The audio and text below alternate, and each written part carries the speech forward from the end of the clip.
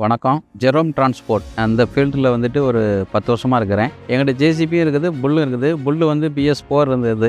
BS4 நல்லா இருந்துச்சு, வண்டி பெர்ஃபார்மன்ஸ் நல்லா இருந்துச்சு. 4க்கு அடுத்தபடி 5யும் வாங்கிக்கிறேன். மற்ற வண்டிகளோட டீசல் கிடைக்குது. கெர்லாஸ்கர் இன்ஜின் முக்கியமாக ரொம்ப ப்ளஸ் பாயிண்ட். அது RPM வந்துட்டு 1200 போதும். அது நம்ம 1300 1400 வரைக்கும் வைக்க வேண்டியிருக்கும். டீசல் முக்கியமாக இருக்குது. டெய்லி வந்து ஒரு 500 டீசல் சேவ் ஆகுது.